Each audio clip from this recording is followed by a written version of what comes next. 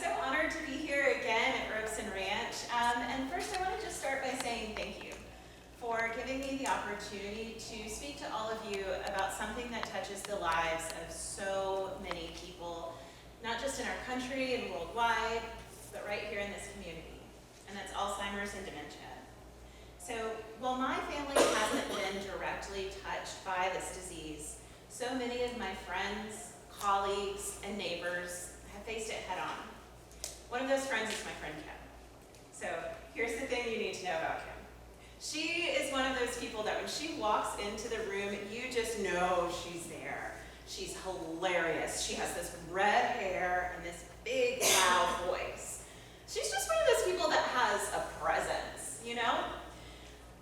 I met Kim a couple of years ago one day for lunch, but she wasn't quite herself that day. She sat down at the table and she didn't say a word. And something about Kim that day seemed really small, and for the first time I saw something on her face that I had never seen before. It was fear. See, Kim had gotten a call that she hoped she would never get the night before. She sat down and she tells me, just found out that my mother-in-law has Alzheimer's disease. I don't know what we're going to do. And in that moment, Kim didn't know where to turn. She didn't even know where to start. So I held her hand and I said, okay, let's figure this out. I knew that there was this organization that had something to do with Alzheimer's, so we did some quick Googling and we found the Alzheimer's Association. And thankfully, she was able to learn more about the disease, learn what to expect, and even develop a plan for how she and her husband and her high schooler, who was just starting to look at colleges, would navigate this time in this phase of caregiving for her mother-in-law, who at the time was living a few states away.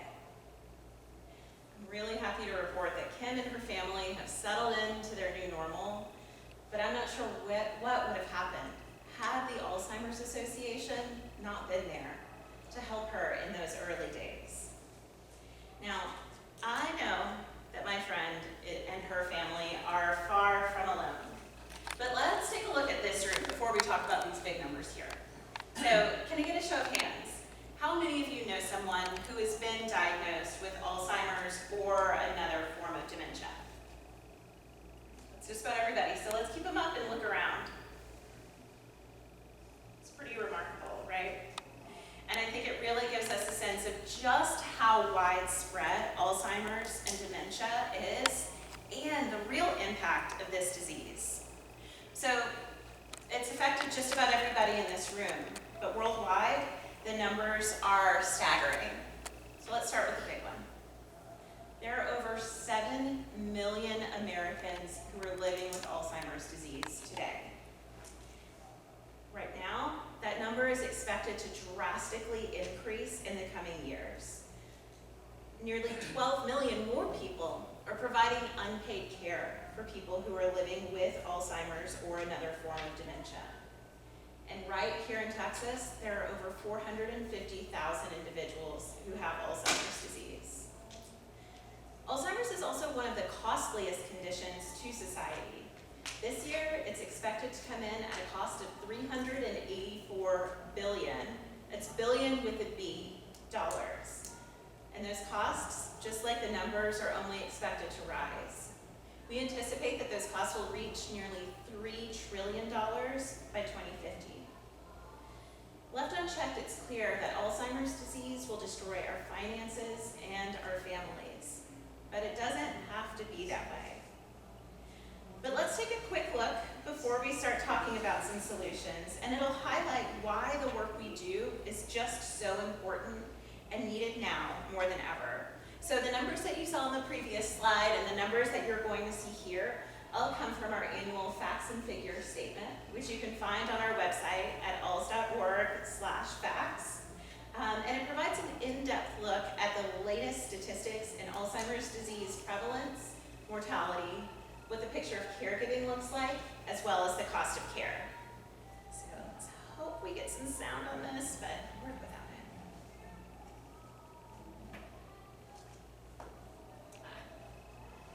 Fortunately, I don't think I set up the sound correctly. Let me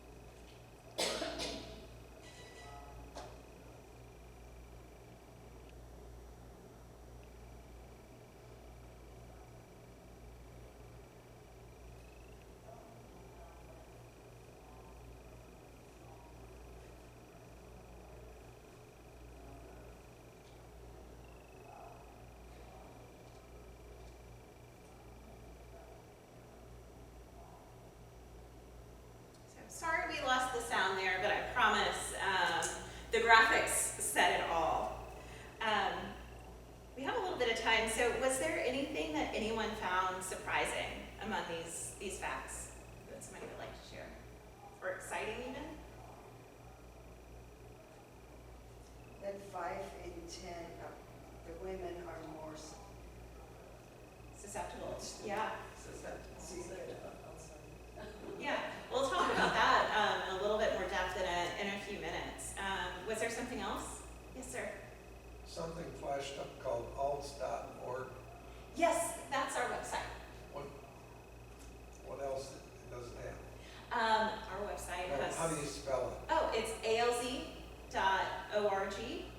And the specific link that they were going to was to our facts and figures page. Oh, So it's alz.org/facts. Okay. Anything else? Well, there's one that I like to share that stands out to me, and it's that 4 in 5 figure. 4 in 5 people would want to know if they have the disease before symptoms appear. And I think that's something that's really interesting because we're making so much progress on early diagnosis, and we're giving people the ability not just to know, but also to take action. That's another topic that we'll talk about in a bit. So let's start talking a little less about numbers, because behind all of these numbers, we're talking about a real person and a real family who has a real story. These over 7 million Americans that are living with the disease represent 7 million individual stories. And that nearly 12 million people who are caring for them, the spouses, the children, the friends, and the neighbors, are caring not for a paycheck, but out of love. They give their time, their energy, and often their own health and well-being. Alzheimer's disease isn't just a disease about memory. I know we often think of it that way, but it's a disease that steals our futures. It's one of the most expensive conditions in our society, and it's draining our families financially and emotionally. And if we don't act, the toll will only continue to grow, not just in our healthcare system, but in our communities as well. So the hope today is that you guys will leave this room not just informed, but also inspired. Inspired to take action and help someone who may be struggling. Inspired to maybe take action in your own life to reduce your risk of developing the disease, or even to take action and spread the word about Alzheimer's and dementia. Because together we can change this future. It does not have to be this way. So this was a question that we got before we started. And it's actually one of the most common questions that we get here at the Alzheimer's Association. And that's, what is the difference between Alzheimer's and dementia? So as the gentleman up front said earlier, dementia is really an umbrella term. It's not a single disease. So it covers a wide range of conditions that affect things like memory, thinking, language, problem-solving skills, and even personality. So all of these changes that we see, all of these different types of dementia, are caused by different types of changes within the brain itself. The changes that we see are serious enough to interfere with daily life and independence. And they don't just affect the person who's living with dementia. The effect of this disease ripples out to the person's families and their entire community. So we'll talk a little bit more in depth about Alzheimer's disease on the next slide, but I want to touch on some of the more common types. This is just a small sample of the different types of dementia. So as you said earlier, Sarah, there are about 15 different forms of dementia. So Alzheimer's disease, again, is our most common form of dementia. And it's responsible for approximately 60 to 80% of all cases of dementia. Our second most common type of dementia is called vascular dementia. And vascular dementia is related to microscopic bleeding and blockages in the blood vessels in the brain. You can also have people who will experience multiple changes in their brain from different types of dementias. And that's what's called mixed dementia. And all of these conditions can also sometimes be caused by changes like different types of bodies within the brain, which is Lewy body dementia, or there's also frontotemporal dementia, which refers to the areas of the brain where we're seeing the changes. In the case of frontotemporal dementia, you'll actually see changes in the brain kind of in the front part here and right around your ears. So again, sometimes you'll have someone who maybe they'll have the brain changes that you see in Alzheimer's, but you'll also see that those blood vessel changes, those blockages, and that microscopic bleeding and vascular dementia, which is called mixed dementia in that case. What really complicates this is that sometimes there are other conditions that can cause some of the symptoms of dementia, including some that are reversible, things like thyroid problems and even vitamin deficiencies, which to me underscores two really important things. Understanding the difference between Alzheimer's and dementia matters. It matters a lot. And also, early diagnosis is so important. So yes ma'am. Do the different types of dementia affect the behavior in different ways? They do. So, you'll see different types of behavior with the different types, and the disease will also progress sometimes at different rates depending on the type as well.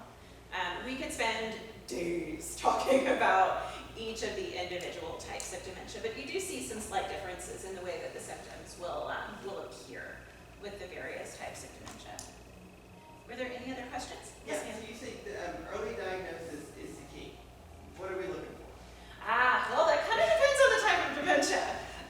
So in the case of Alzheimer's disease, which, great transition, we see a buildup of beta amyloid, which is a protein, and a fragment of a protein called tau.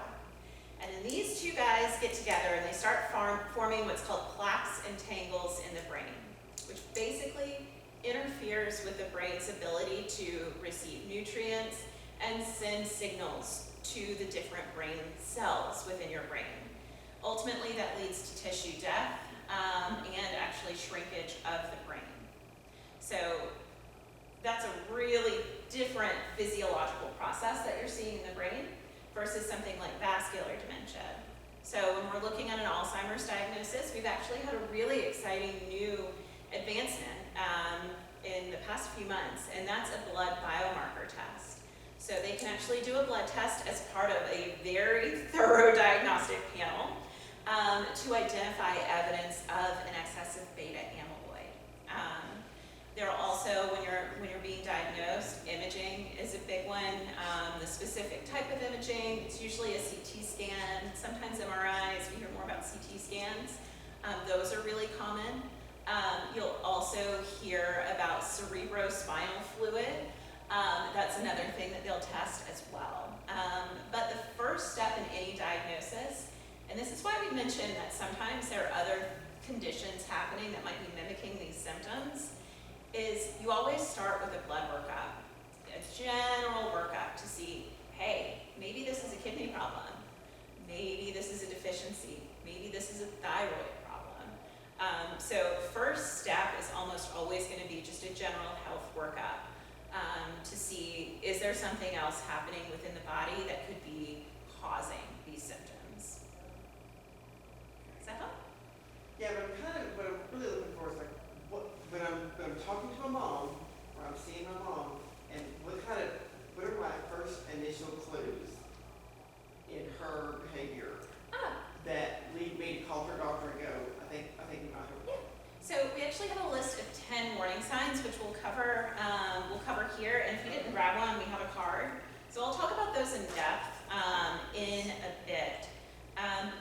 warning signs sometimes can be a little bit confusing because some days you'll see that someone is functioning really well and you might not notice any changes. Other days, you might see more profound changes. So we'll talk about these in more depth in a few minutes. Did we have any other questions? No? Okay. So Alzheimer's. We've touched on actually quite a few of these items, but I want to make sure that we get the most important parts. So again, Alzheimer's disease is a type of dementia that's caused by its own unique changes within the brain. It causes problems with memory, thinking, and behavior. So age is the greatest known risk factor for Alzheimer's disease. However, I'm going to say something that's really, really important. Alzheimer's disease is not normal aging. I'm going to repeat that. Alzheimer's disease is not normal aging. As we all age, we'll see some changes in our cognitive abilities. That's normal. As we'll learn in a few minutes, the changes that you see in Alzheimer's and even other forms of dementia are a lot more profound than just maybe a little bit of slowing down. These symptoms will eventually grow severe enough to interfere with a person's ability to carry out daily tasks and function independently. So Alzheimer's disease is also a progressive disease. So that means that symptoms will gradually worsen as time goes on. So at first, a lot of these symptoms might seem kind of mild, right? You're misplacing things and you can't retrace your steps. Maybe you're forgetting names and they're just not coming back to you.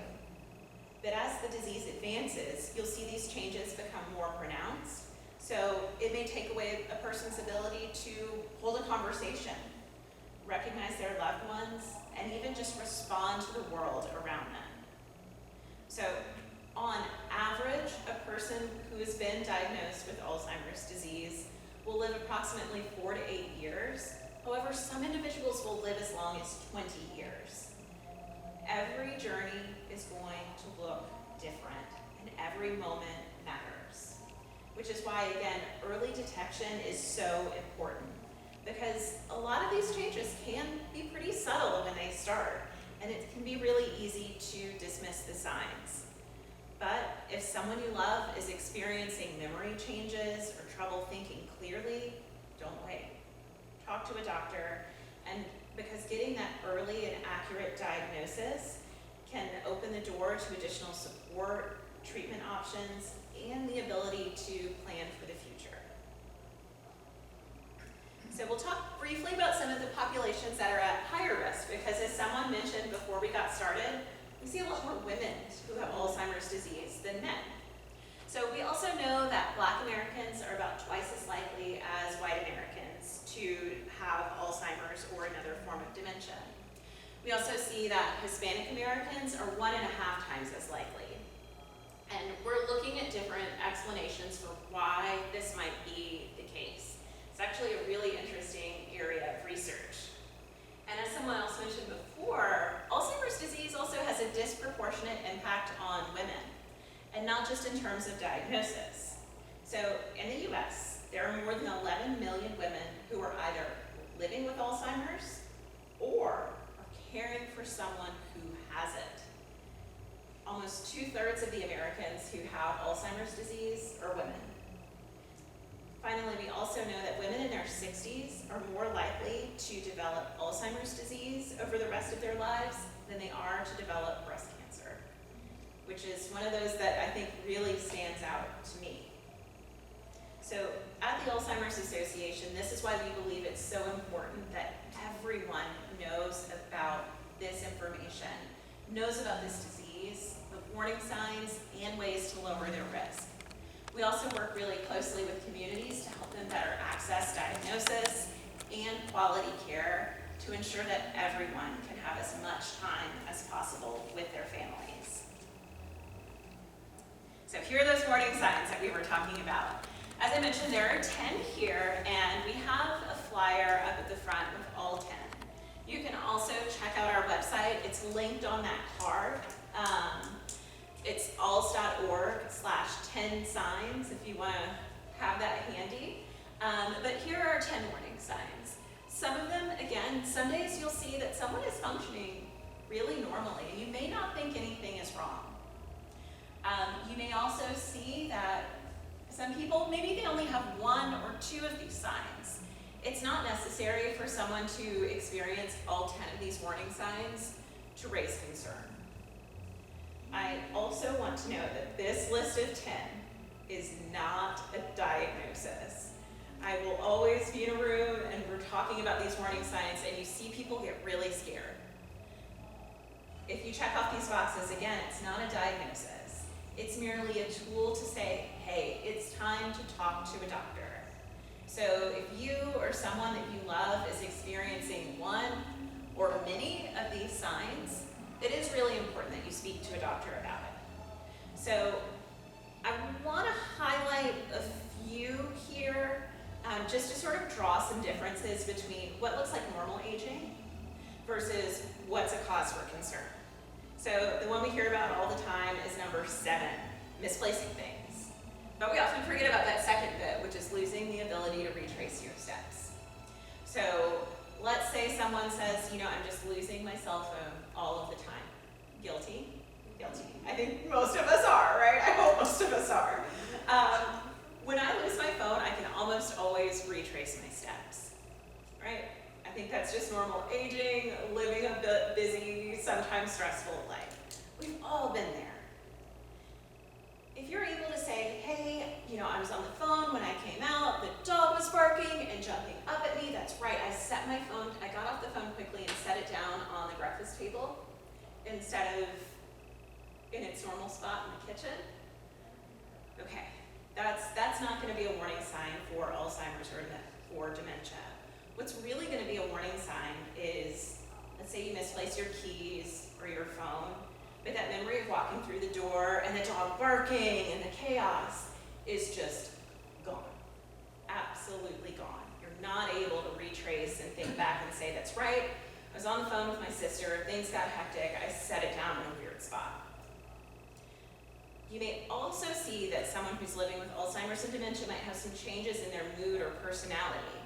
So keeping with our example of the missing keys or the missing cell phone, you may see that the person, they're unable to retrace their steps, but then maybe perhaps they're starting to accuse someone that they live with of, hey, why are you trying to steal my keys? Or why are you hiding my keys from me? You may see that happening, so that increase in suspicion, which would be a big change.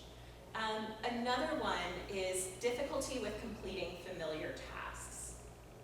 This is one, again, that can really vary from person to person. So my husband's not here, so I'm going to pick on him.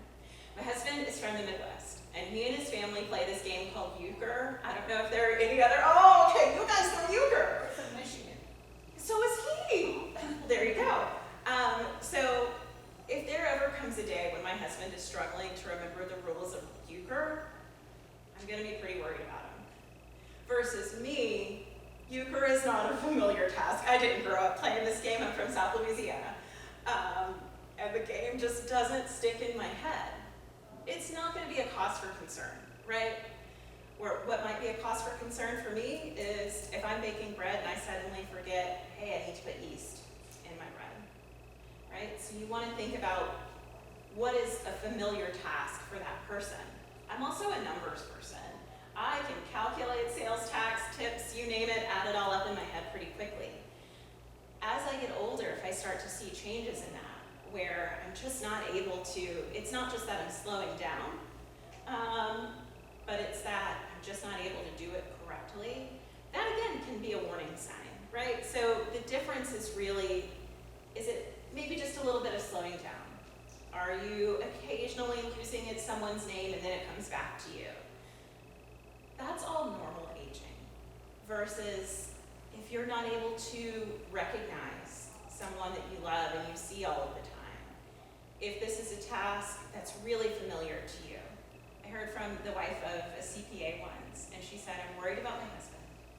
He's always done our taxes by hand. This year, I took a look and he just couldn't do it. It didn't make any sense. That for him would be a warning sign versus I might be good at math, but I can't tell you what that would look like. Another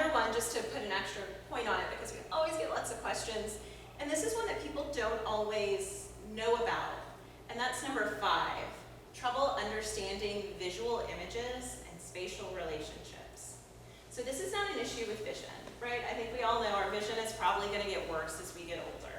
I know mine has gotten worse every year as I've gotten older, and it's only going to continue. But this is really more of an issue with the way that the brain processes the visual images that are coming through our eyes. So you may see that they're having trouble with color or distance, so space, time, distance, and even textures. So this can create some safety issues, right?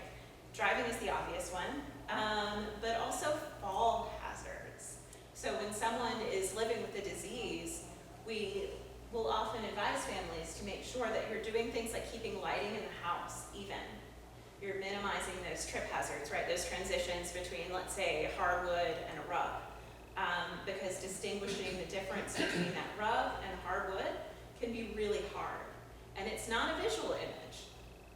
It's not an issue with your eyes. It's an issue with the way that your brain is able to process the information that is sent from your eyes. We have a whole presentation on these 10 warning signs that we have both. We'll do it in person, but you can also access it online.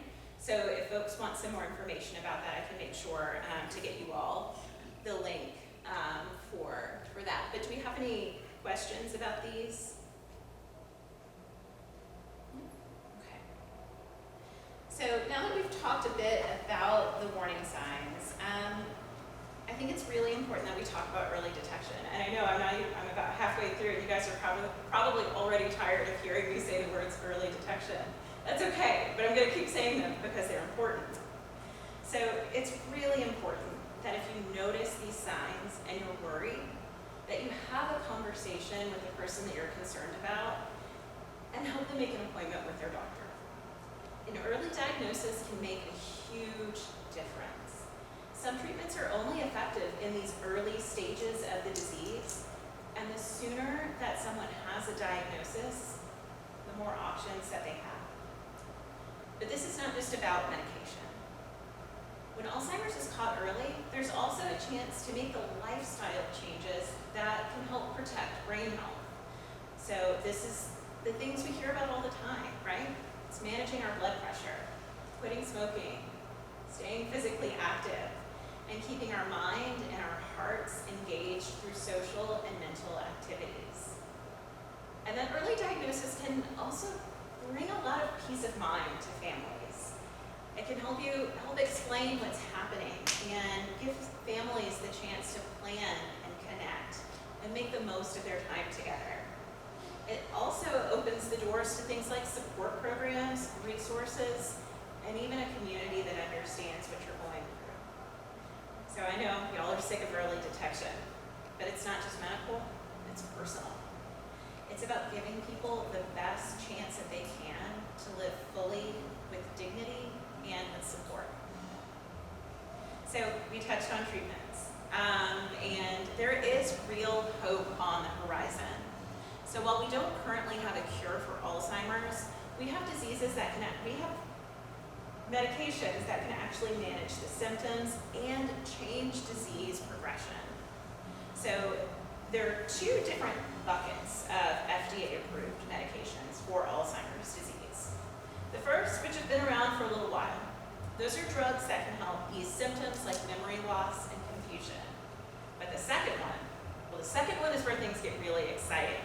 Those are treatments called anti-amyloids. Remember we talked about the beta amyloids earlier. These anti-amyloids actually target the disease by removing beta amyloid from the brain. So clinical trial participants who received anti-amyloid treatments experienced reduction in cognitive and in functional decline. So what does that mean in real terms? It means that these treatments actually slow the progression of the disease. So again, these treatments have been shown to slow disease progression and are appropriate for people who have what's called mild cognitive impairment or mild dementia in this stage of Alzheimer's disease. And they also need to have evidence of amyloid buildup, amyloid plaques within the brain. So this is one of the reasons why early detection is really critical. Now, these new treatments are an absolute game changer, right? But they are not a cure. There's currently a worldwide effort underway to help find better treatments for the disease, delay its onset, and even prevent it from developing. Now, when it comes to any treatment, and we always say this, it's critical that you speak with your doctor who can help you decide, one, if a medication is right for you in the first place, and help explain the possible benefits and risks.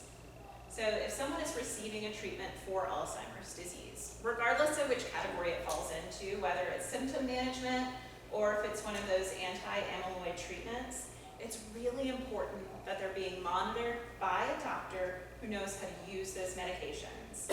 That way, you can be sure that you're getting the right support and make informed decisions about your care. It's also really important to avoid side effects or any drug interactions. So it's absolutely essential that your doctor knows and your pharmacist knows about any medications that you're taking, including anything over the counter, as well as vitamins and other supplements. So, and that's a blanket rule that I like to recommend to everybody. Make sure your doctor knows everything that you're taking.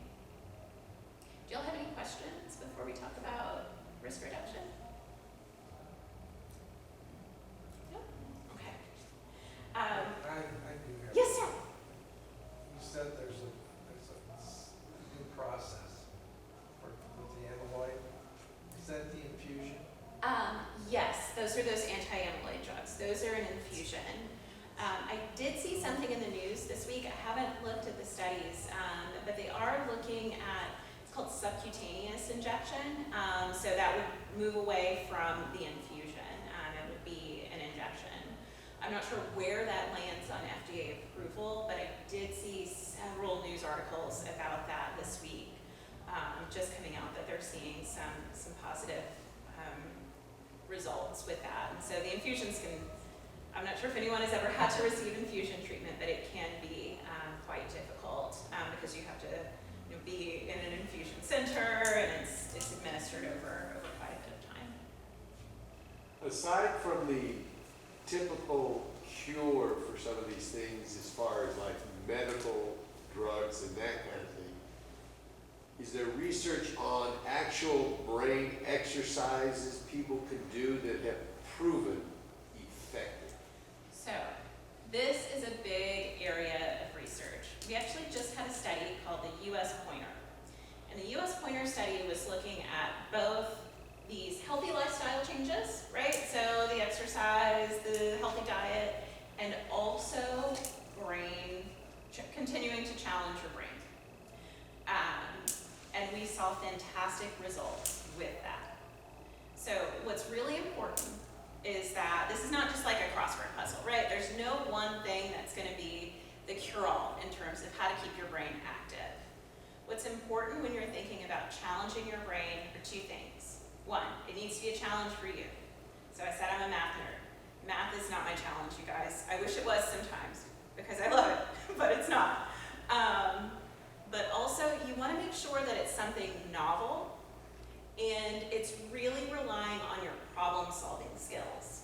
So sometimes we'll talk about things like playing chess, right? Because your chess strategy, that's gonna change as the person you're playing is maybe making a move you didn't expect, or maybe, you have a plan in your head and you're playing somebody really bright, whatever may happen.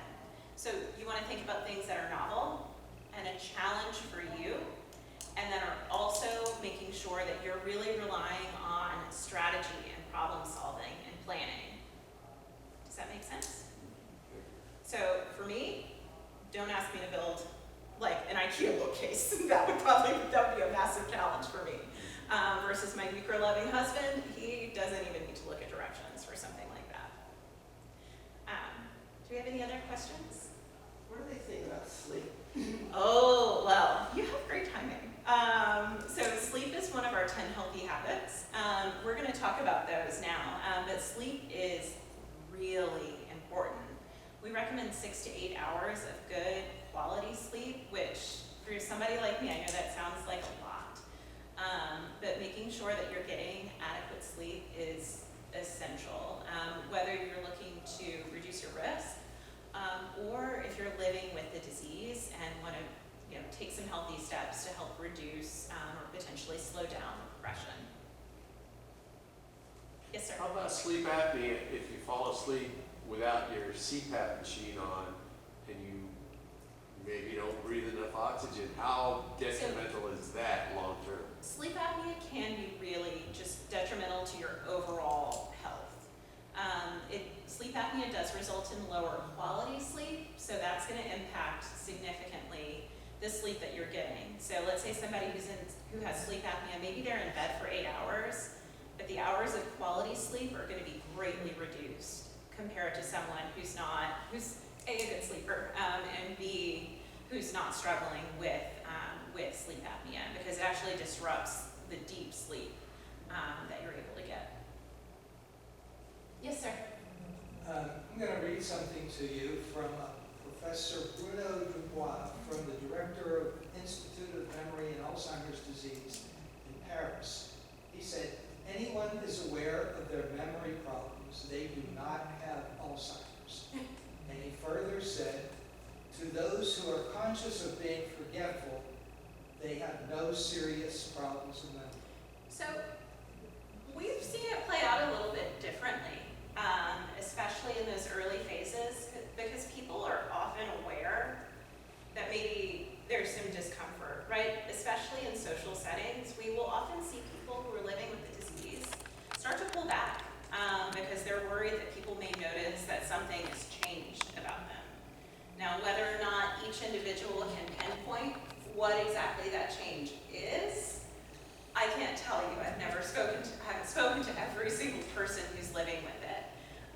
But I will say there are quite a few people that I've met who are absolutely living with the disease, who have said that they knew that something was wrong. Maybe they couldn't pinpoint it, but they knew that something was amiss. So, and again, that isn't for everyone. It's really hard to make a blanket statement about health. He goes on to say, talk about the aging process and people over the age of 60, normal aging and forgetting where you put the keys or forgetting the title of a movie or something like that is totally normal. Yeah, and some of that is. What makes the difference, like with the keys, again, if you're able to retrace your steps, chances are you're going to be fine. That would not be a warning sign. But if someone is unable to retrace those steps, especially when it's paired with things like putting those keys in a really weird spot, the classic example is actually putting shoes in the freezer. It's one that we hear about all of the time. That's something, again, that's going to raise a lot more concern versus somebody who naturally, we all, and especially as you get older, you will misplace things a little bit more, but it's that ability to retrace your steps that's really, really critical. Anything else? Let's talk about my favorite topic then, which is how do we reduce our risk of getting this horrible disease in the first place? So there are some risk factors that we have zero control over, like age, like genetics, right? There's nothing we can do about that. But there are some actions that we can take that can help to protect our brain health. A lot of the science is still evolving, but the evidence is strong and it's clear. Positive, everyday actions can make a difference in brain health and even lower our risk of cognitive decline and possibly Alzheimer's and dementia. So, what does this look like? Unfortunately, it's not the one easy thing to do every day that we all hope for. You guys, it's that same boring advice that we've probably received our entire lives. Get regular physical activity. Stay socially connected. Keep your heart healthy. Challenge your brain with new activities. And here's the really exciting news. If you do these things together, so let's say you take a walk around the neighborhood with a friend. Doing those things together makes them even more powerful. So move your bodies, stay connected with others, eat that healthy diet, right? I'm talking vegetables, whole grains, lean meats. Y'all know all of this. And continue learning throughout your life. It's never going to be too late or too early to get started. think I had a question? Yes, you mentioned genetics. How important is genetics and who gets it? So it's still a puzzle that we're looking at. I will say there are two different types of genes when we're talking about genetics for anything. There are deterministic genes, which is pretty much, yes, it's going to happen. And there are what's called risk genes. That deterministic gene is incredibly rare. I'm talking about less than 1% of people who are living with the disease or living with it because they had that deterministic gene. For most of us, it's a risk gene, most people who have a gene. If you have, and this is something that you need to speak to your doctor about, some individuals may be able to access things like genetic testing. I would strongly recommend, though, that you have a conversation with your doctor about your family history. I've spoken with lots of individuals who, among their family, it's been a big debate, right? Do we do genetic testing or not? In some cases, it's been families where some of the siblings did it and others didn't. It can be a tough decision, and it's a really personal decision. But there isn't, just because your mom had it, it's not 100%. It's you're going to get it, right? It's important that if you have a large number of family members who've had it, you talk to your doctor and see if maybe genetic testing might be right for you or for others in your family. Sorry to ask all these questions. No, that's okay. How much of it is lifestyle? I'm reading stuff about Gavin, I'm reading stuff about Dr. Hungry. All these elder processed foods will lead to it. How much is it of things that we're doing to ourselves? We are seeing that lifestyle plays a big difference. But when we're talking about lifestyle, we're talking about what is your overall healthy lifestyle. Some of the drugs that you mentioned are drugs that we hear about a lot. It's not clear, like, yes, this is an on-off switch. I will say most things within health, it's not. Do this, X will happen, right? So I think the way that I like to think about lifestyle is, what is the big picture? Am I eating that healthy diet? Am I exercising? Am I keeping my brain active? Am I keeping blood pressure and diabetes under control? Those healthy habits we're seeing are incredibly powerful.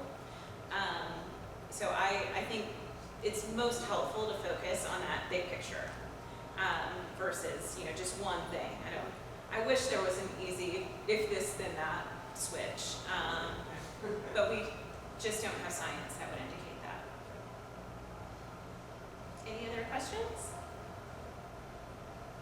So these are our 10 healthy habits that I keep talking about, and I think I've touched on almost all of them.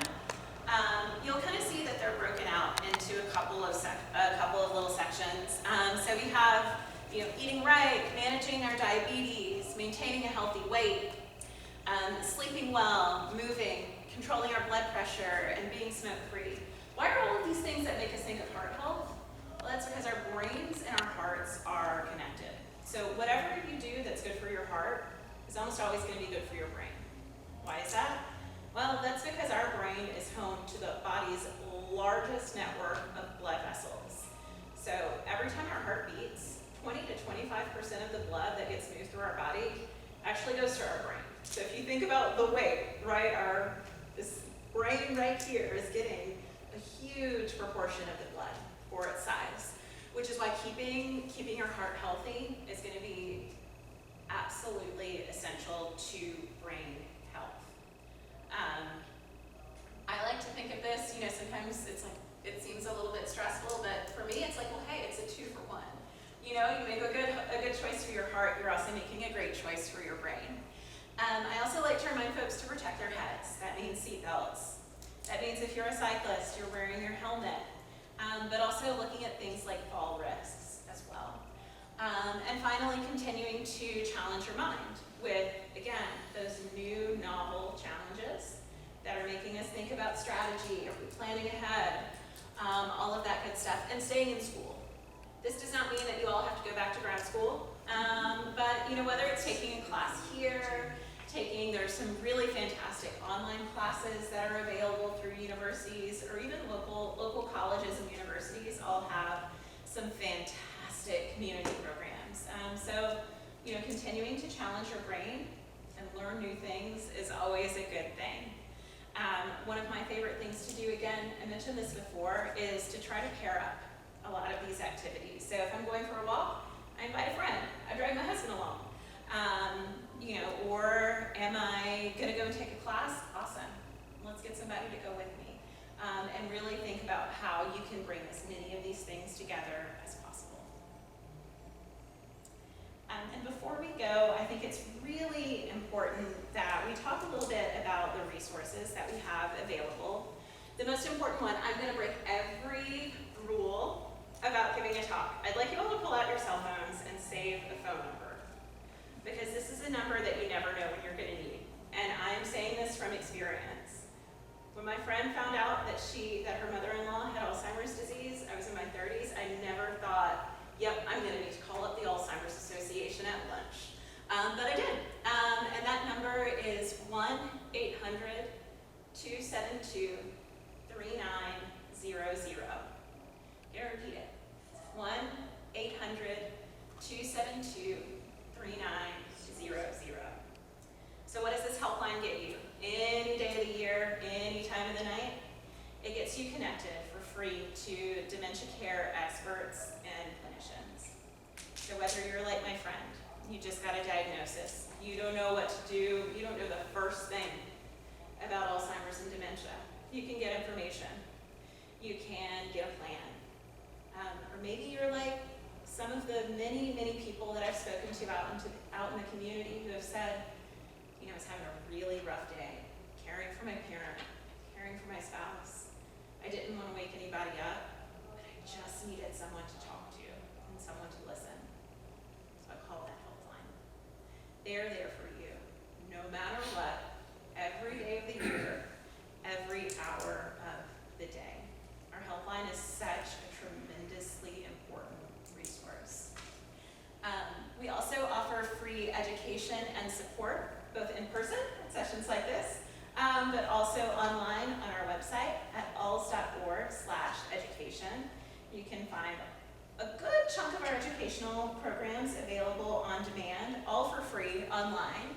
And we also have different ways to connect with other individuals, and you can learn about where our organization will be giving other educational presentations. And finally, there is our Trial Match program, which again is free, and it connects people whether you are living with the disease, whether you're concerned about your risk, or whether you just really want to participate in research. Trial Match is there, and it can actually match you with different research trials that are happening that you might be eligible for. And again, this isn't just all I think we hear research trial and we think experimental medication. It's not always that. There's actually a study that's happening out of UT Southwestern, pertinent to your question, sir, that's looking at what are some things that we can do to keep our minds active to reduce our risk. So they're actually working with healthy volunteers. They have their little list of, I think it's all web-based, brain activities that they do, and then they go in once a year to test their cognitive abilities. So there's a lot of really cool science happening out there. But next up, I'd actually like to invite my colleague Tony up to talk about a really exciting event that we have happening in the Colony at Grandscape on September 27th.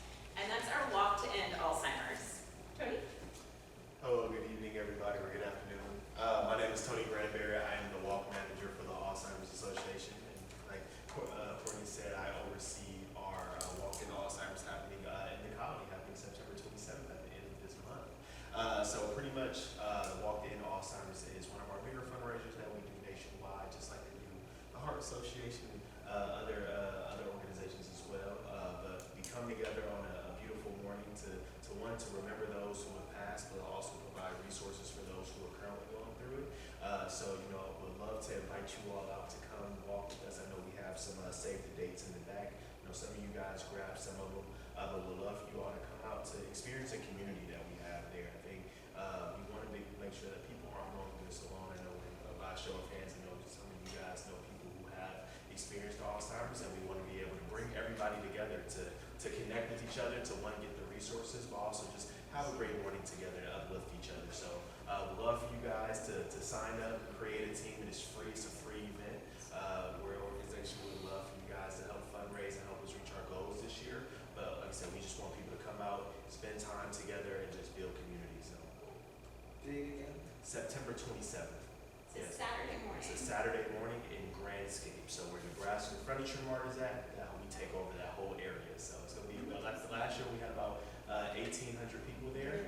So it's going to be a big event again this year. So hopefully we can have you guys a part of it. I will say the walk at Grandscape was my very first walk to end Alzheimer's last year. And you guys, it was so much fun. Tony gets a great band. There's people out doing big balloons. We have our flowers out. Yeah, it's a beautiful band. I mean, I tell a lot of people that we have 2 routes. So we have a long route and a short route. One is 3 miles, one is 1 mile.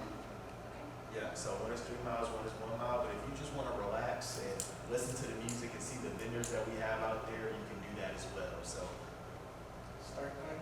start time, the walk will start at 9 o'clock, 9 a.m. and will end most likely around close to 11, so 10:30-ish. Yeah.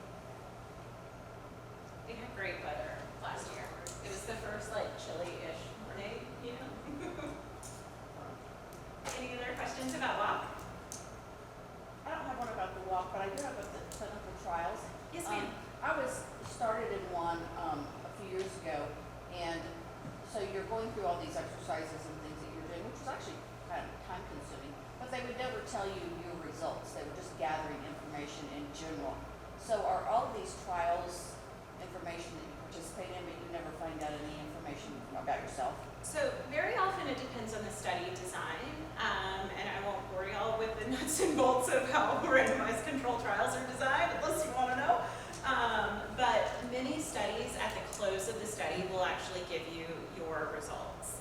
And that's so they don't skew their results when they're doing the research actively. So, you know, maybe if you tell someone, you know, we're seeing some decline, that might change their performance as they go on. You know, maybe they think, oh gosh, I'm experiencing cognitive decline, and you'll see that they're slowing down on tests, not because of the cognitive decline, but because of confidence or what have you.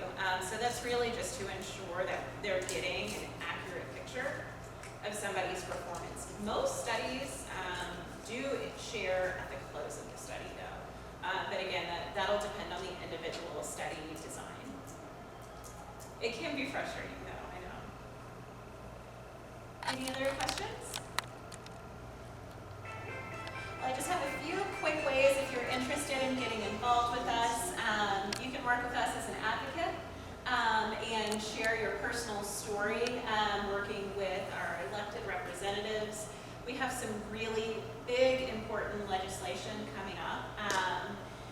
This November on the ballot, actually Proposition 14, which will give us the opportunity to receive, is it $3 billion, Tony? $3 billion as a state. Alzheimer's Association isn't going to receive a dime of this. It'll go out to set up a dementia research initiative within the state of Texas. So we'll be funding a tremendous amount of research. It's modeled after a really successful cancer initiative that we've done. It's something that we're really excited about, and we're really hoping to see this come to fruition. So yes, Proposition 14 in November, but we also have lots of volunteer advocates who are out in the community sharing their stories. You also have the chance to just help your neighbors directly. You would work with my team and I as a community educator or a support group facilitator. We mentioned our clinical trials, or also you can work with Tony and our fabulous walk team, or with my colleague Laura Perez, who leads our Do What You Love to End Alzheimer's fundraising initiative to help support our work, and that funds research, care, support, and a whole host of other activities that are helping to not only help people who are facing this disease as an individual who's living with it, a caregiver, but also spread the word and ultimately find a cure for this terrible, terrible condition. But that's all from me. I think I'm gonna finish right on time. So I'm happy to hang around if folks have questions. My question was, in years past, before they had the